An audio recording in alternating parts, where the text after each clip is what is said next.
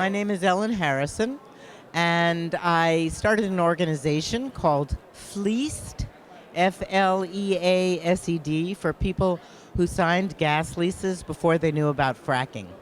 My husband and I signed a gas lease about 5 years ago, just before fracking hit the news.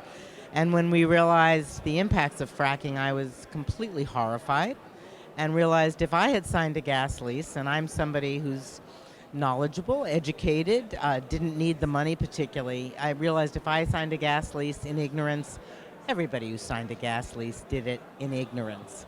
So the organization is basically an educational organization and an advocacy organization for people who signed leases. One of the things we have found is that the impacts of having a standard lease are just horrifying. Basically, if you signed a gas lease, these days you're having trouble getting a mortgage on your property, trouble getting a home equity loan. The insurance companies are now beginning to look at giving you homeowners insurance. You have signed away the rights to the surface of your land, basically. They can do whatever they want to get gas out. They can take whatever amount of your property that they want. It's mind-boggling. Now, what did you think of the rally here today? I was delighted to see this number of people and this amount of energy. I was thrilled to see a lot of faces I don't recognize from over the years.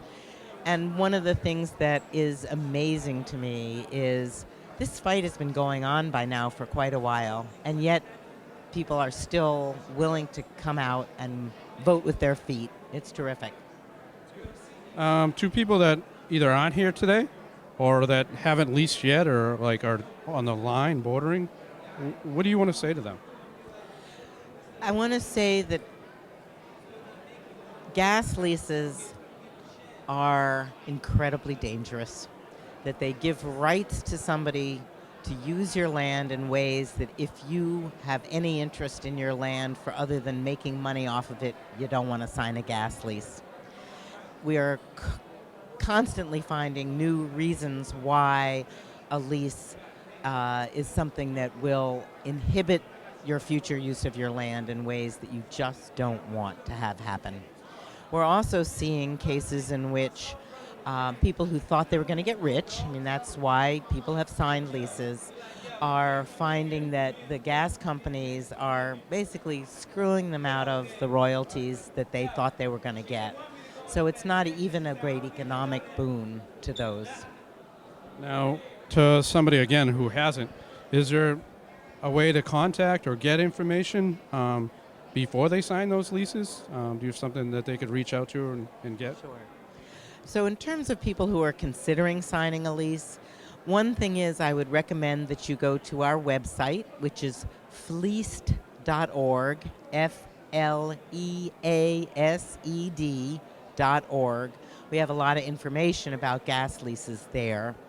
And we would recommend surely that you take any draft lease to a lawyer. But one of the things we found is we took it to our lawyer.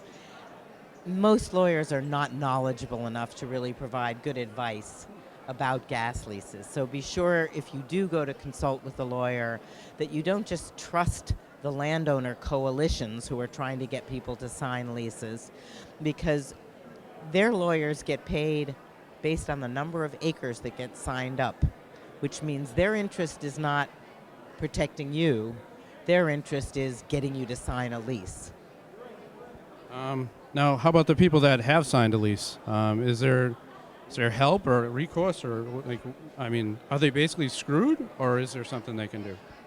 So a lease, we when we first started Fleeced about 5 years ago, we were trying to look at whether we had a lawsuit, because all of us were lied to by the landmen when they came around.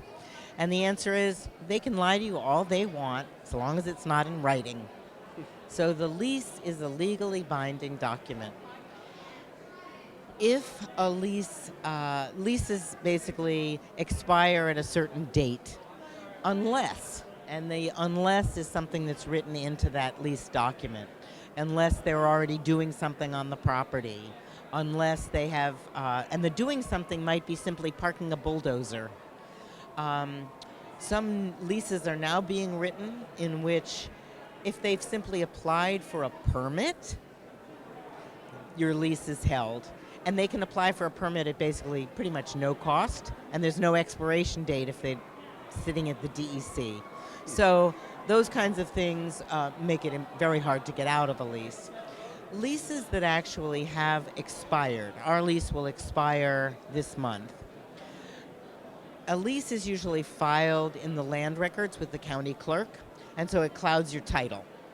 Means somebody's going to buy your property or give you a mortgage or a loan will see that there's that lease. The gas companies are supposed by law to send a release so that you can clear your record, but there are no sanctions in the law if they don't. So mostly they don't. There's a legal procedure to get that termination filed, and our website has the information on how to do that. Anything else you would like to say? I guess the thing I would like to say in addition is I'm optimistic that New York is not going to permit hydrofracking. And I'm optimistic about that because the more we learn, the more information we get, the more dangerous it's clear that it is, and the less of an economic boon it's clear that it is. It's not paving the streets with gold. So that's happening. That said, I'm very concerned that the next push we're seeing is for infrastructure. Let's build pipelines.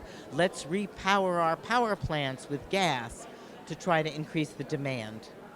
And the pipelines that are being built are basically being connected to facilities at the coast where then now we'll be exporting gas. So this baloney that this is a domestic energy, it's going to be shipped wherever the money is biggest. And right now that's in China and Europe. And that's actually going to bring some more, LNG ports and stuff like that, which are no pretty sight. Thank you. Thank you.